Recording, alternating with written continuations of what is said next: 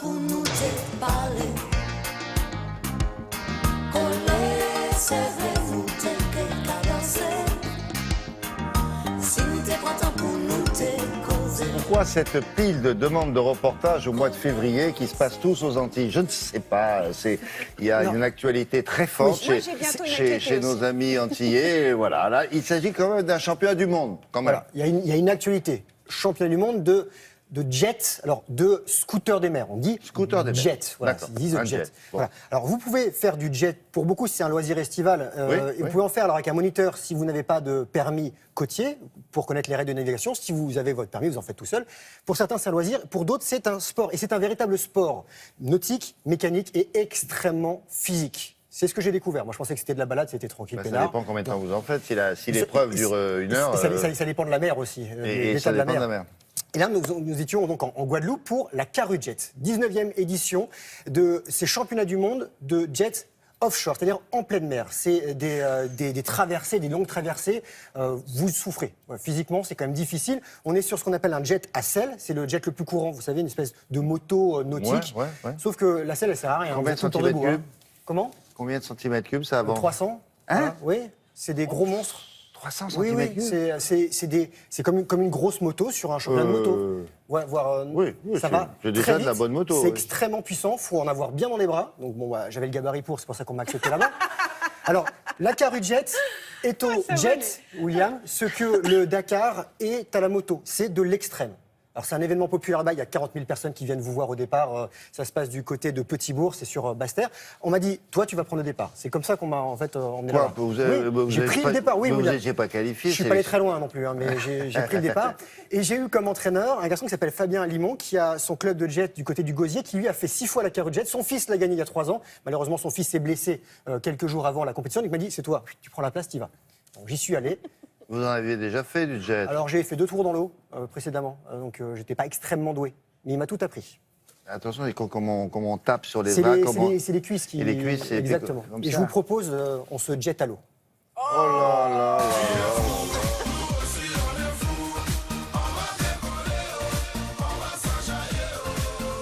La Carujet, la course de jet ski offshore en pleine mer, c'est la course la plus difficile au monde parce qu'elle attend en moyenne 80 compétiteurs sur des courants inversés entre la mer des Caraïbes et l'océan Atlantique. C'est une épreuve de force.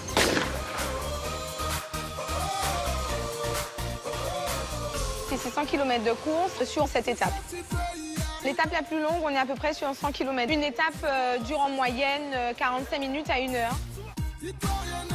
On a des machines qui font à peu près 300 chevaux, qui vont à une moyenne de 100 km/h avec des 4 cylindres.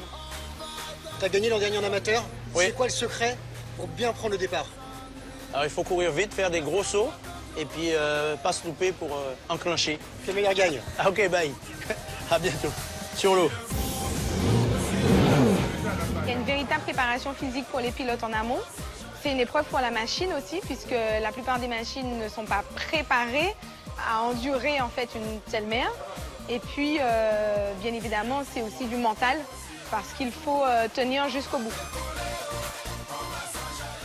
Ok, Greg, on a travaillé toute l'année pour ça. Tu déchires tout, je compte sur toi, je sais que tu vas faire le... Ok, allez, ok, chaud, ok. Ça, c'est ma machine de compète. Ouais, 160 chevaux. Ça suffira pour moi? Ça ira, tu verras. On va faire 90. Ce sera amplement suffisant. Ouais. Ça pèse son poids quand même là. Ouais.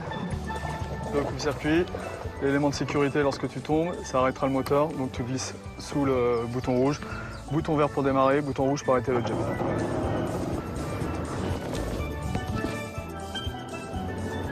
Est-ce que je reste assis sur ma selle? Non, tu te mettras debout. En offshore, on se met debout. Comme ça va te permettre de moins d'encaisser les chocs au niveau du dos. Et tu vas moins souffrir après.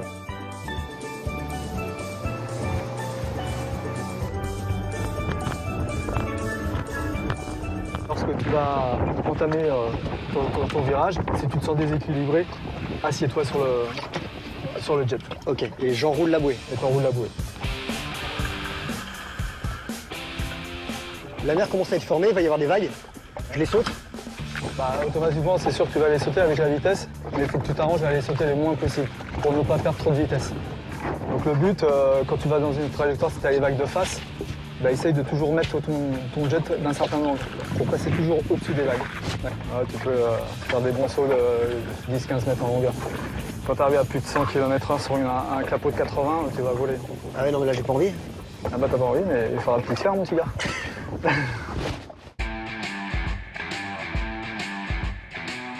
On départ la Carujet, ça se passe comment? 24 heures du Mans, tu seras debout, il va falloir que tu cours, monter sur la machine, mettre le coupe-circuit et accélérer. Faut que je cours, je peux pas déjà être là, préparé. Non, t'es pas là pour l'apéro, là. Et si tu me prépares là, les gaz? Non, pénalité. Ah, pas de pénalité. Bah, je vais courir.